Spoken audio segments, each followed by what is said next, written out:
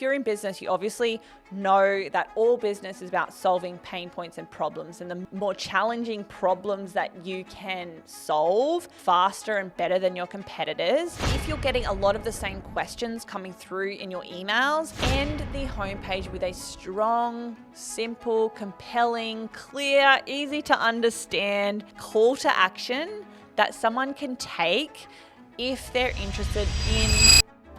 Welcome to Websites That Convert, the podcast where your website stops being a liability and transforms into your greatest asset. I'm your host, Shannon, and I'm going to guide you through the strategies and insights you need to build a website that not only attracts, but converts. Let's dive in.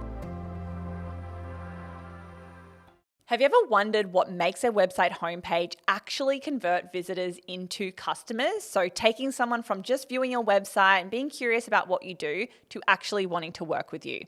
Well, today I'm breaking down the exact elements you need in the perfect order to maximize your sales and bookings. And by the end of this episode, you'll know how to structure your website homepage for success so those bookings, quote requests, and leads keep rolling in. And I'm going to do this by guiding you step by step on what to include on your website homepage so it can drive more sales and bookings and revenue for your business. These are tried and tested elements that we are seeing working right now in the agency on our clients' websites. So let's jump straight into the most effective homepage elements to help you get more website conversions. The first is your hero sections. So in the current day and age, people's attention spans are very, very short. Like, it's actually been proven that a goldfish actually, has a longer attention span than a human now. I believe it's like a goldfish is maybe 6 or 7 seconds and then a human's like 5 seconds. I'll have to double check those numbers, but it's around about that.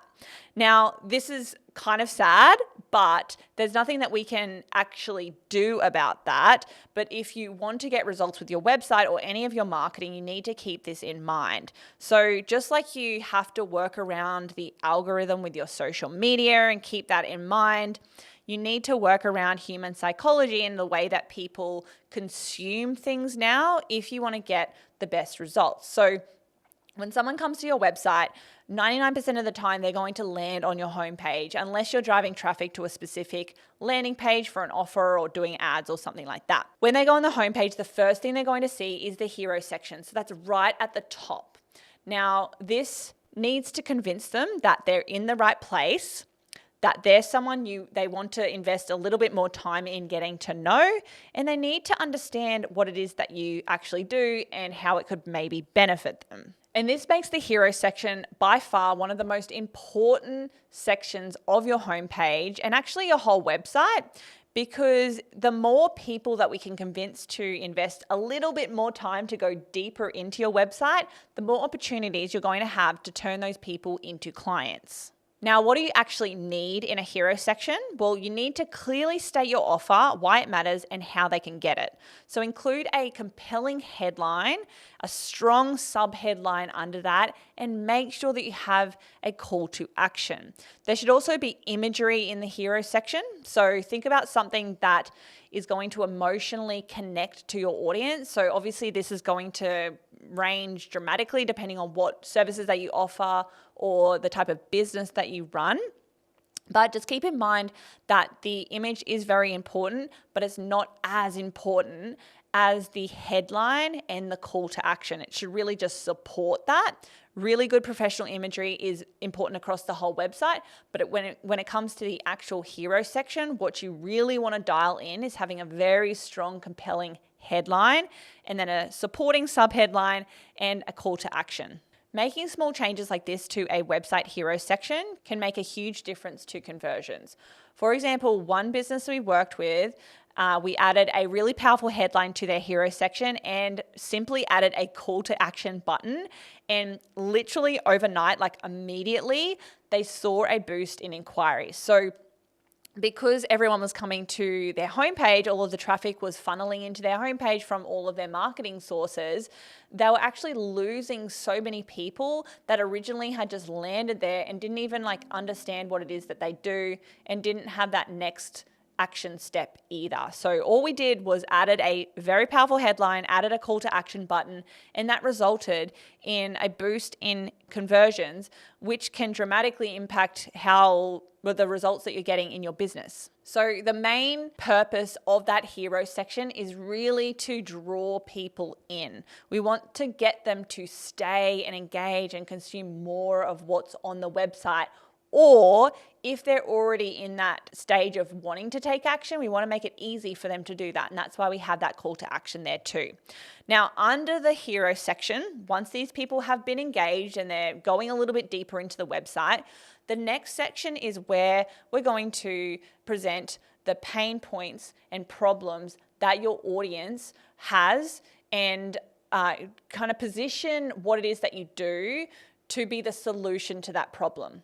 So they've landed on the hero section, they understand what it is that you offer, but they need confirmation that you're going to solve their problem. So if you're in business, you obviously know that all business is about solving pain points and problems, and the more challenging problems that you can solve faster and better than your competitors is going to result in more growth for your business. So we want to kind of position that as soon as they're scrolling down the page, and that is where this section comes into play. Now, in order to know what to put here, you have to have an understanding of your target market and that problem that you solve. So if you don't know that right now, I would definitely suggest going and figuring out who it is that you're actually trying to serve and trying to be as specific as possible. Now, this isn't to say that you're going to turn away people that don't fit into this exact category, but if you can niche down or be specific as to who you're trying to target, it's going to make your entire website strategy and your entire marketing strategy, your messaging, your branding,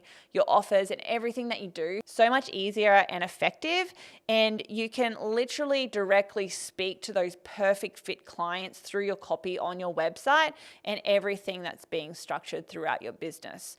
So when you can include a relatable problem and a solution section on your website, again, this reinforces that these people are in the right place and ignites more curiosity as to whether you are the person that should solve that problem for them. And then the job of the rest of the website is to convince them that you are the best solution to solve that problem for them. Now, by this point, you've got their attention, right? Like, they understand what you do. They understand the problem that you solve, that you've reinforced that they're in the right place if they're in your target market by presenting their pain points and problems and the solution that you offer. Now, we need to create or have a section that features the actual services that you offer.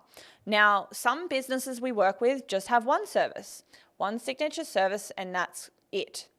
Other businesses we work with have a range of different services.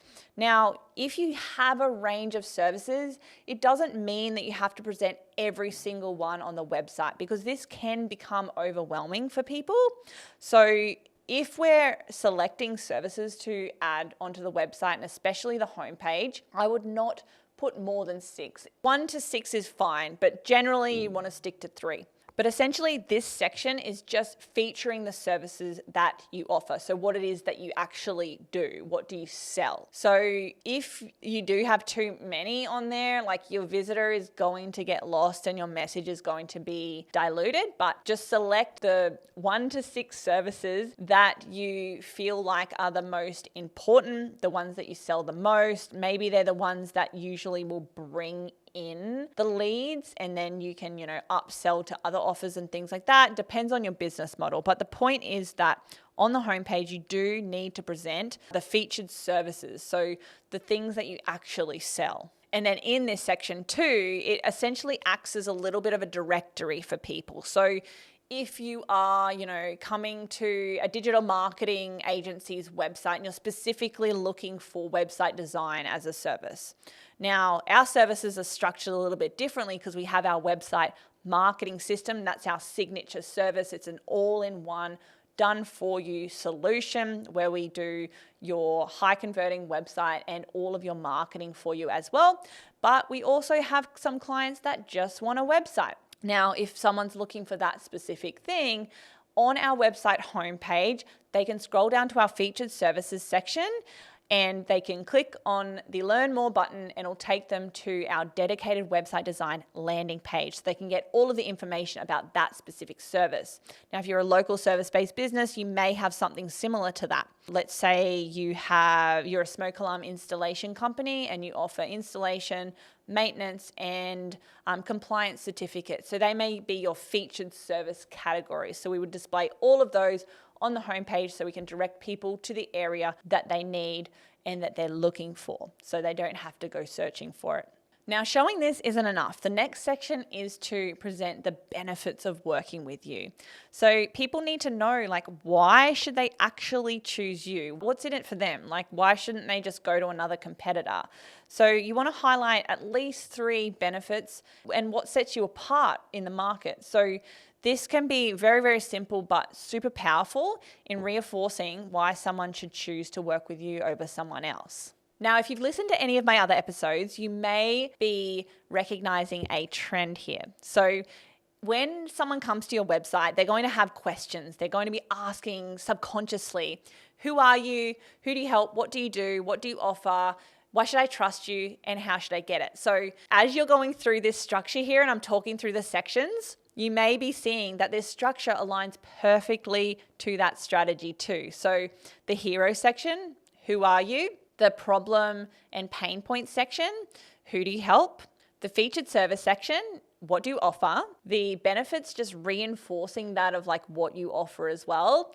And the next section is why should I trust you? So this is when we're getting into social proof, which is a very, very powerful element across any website, especially a homepage. Because new visitors need to see proof that your service or product works. If you don't have some type of social proof, whether that is testimonials and reviews, case studies, even your portfolio or something that shows maybe behind the scenes of your product or your service or something that proves to people that what you're saying is true, you won't be able to build trust and credibility with your audience as they're going through your website. So this element is very, very important. One way that we love to do it in the agency is to embed Google reviews from Google Business Profile. So you can use plugins if you have a WordPress website to just embed and directly integrate your Google Business Profile with your website so you can focus on getting reviews on Google, knowing they're going to be automatically sent back to your website, because the last thing you want to be doing is trying to copy and paste testimonials as they come in to your website from Google Business. Instead, we want to make things as easy and streamlined as possible for you. And this doesn't only just help with, saving time and energy and getting the actual testimonials on there. It also means there's another element of trust and credibility, because a lot of the Google reviews will have or be attached to a Google profile, which tells us that person who has left that review is somewhat legit. Now, people can obviously create fake profiles and you may have had fake bad reviews left and things like that. But for the most part, 90% of reviews on Google are legitimate, and it just helps with your prospective client who's looking at those reviews, knowing that more than likely they are from real people rather than just some text that has been put onto the website and potentially changed. Now, the next section is your frequently asked questions. I think FAQs are actually super important on a website because it can actually convince someone that you are the best fit for what they need by answering those objections that they may have. But also on top of that, I speak to a lot of business owners who are getting the same questions time and time again from people, and it can actually stop the wrong people from inquiring with you as well. So that's going to save you time too. But if you're getting a lot of the same questions coming through in your emails and you're having to reply to them, so you can only imagine how that's impacting your time efficiency. And with time being the most valuable resource that we have in life and of course in business, you want to make sure you're not doing those repetitive things that are wasting it. So having FAQs on the website just helps with that. It also, like I said, helps with overcoming objections for your ideal client. Maybe someone's asking about your cancellation policy or like whatever, or if you have parking on site, say if you're like a gym or something like that, or how long your service takes or what service areas that you are located in or service. But either way, it helps to overcome objections of people that are good fits, that you want to take the next step and just need that question answered. It also helps weed out those people that aren't good fits. So you can answer that question for them and maybe they say, okay, that's not for me, because then it's just going to be a wasted lead coming through anyway. And then thirdly, with FAQs, it can actually save you a lot of time by not having to answer the same question time and time again in your email. So definitely FAQs, it can help with all of those things and can obviously help with conversions too. So it's an important part of having a high converting homepage. Now, lastly, just like you would do a pitch on a sales call, the next and last section is your call to action. So you need to give your prospective client or customer and the website visitor that you want to convert an action that they need to take. So end the homepage with a strong, simple, compelling, clear, easy to understand call to action that someone can take if they're interested in inquiring about working with you. So whether it's to book a service, to make a purchase, to sign up to something, apply, request a quote, whatever it is in your sales process, this must be clear throughout the whole page. But at the end of the page, at the end of the homepage, and basically any other page on your website, you want to have a strong call to action. This cannot be missed because the hottest leads are going to be the ones that are scrolling all the way to the bottom. Like, it just makes sense, right? They're the most engaged people that are looking at your website. So you don't want them to get to the end of their journey and then there's nothing for them to do next. Like, yes, maybe they'll take an action through just a button or maybe even just on the hero banner. But if they don't, we don't want them to get to the footer and then, potentially clicking on something else, your social media or like whatever it is, and leaving the website and then forgetting. Because as soon as we lose them, like if they click that Instagram or Facebook link over to your social media, they may go deeper into your content, which can be beneficial. But then they're on another platform, they're not on the website, and it's going to take more energy to get them back to the site and to take that action. So definitely have a strong call to action at the end of your homepage. That's really, really important. So to maximize your homepage, which is the most important page on your website, you need to get the layout right. So going back to a previous episode that I did and the strategy that I shared with you today around the questions that your potential customer is having when they land on your website, you need to answer them for them. And this layout and this structure does that. And so the questions are, to reiterate them again: who are you? Who do you help? What do you offer? Why should I trust you? And how do I get it? So your website homepage needs to start with a clear, compelling hero section. You need to address the problems and your solution. You need to showcase your featured services or what it is that you actually offer.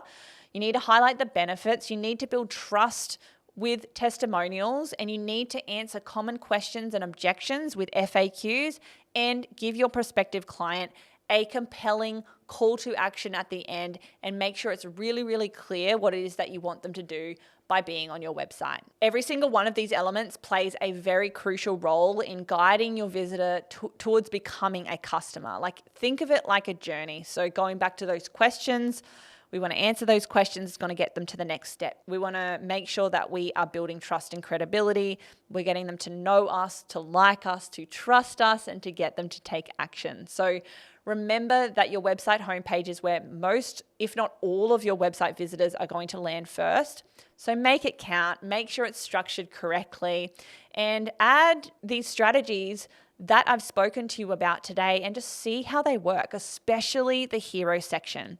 But if you want us to take a look at your website homepage and give you our personalized custom advice on what you can do to implement these things into your website or improve your website strategy and conversions overall, get in touch with our team, book a free call. You've got all the links in the show notes here, or contact us on social media and we'll be more than happy to help. But that's it for this episode, and I'll see you next time. Thank you for listening to Websites That Convert. If you found value in this episode, please give us a 5-star review on Apple Podcasts and Spotify. Follow us on all social media. And if you're a service-based business owner that's looking to double their website conversions, book a call with my team using the link below. I'll see you in the next episode.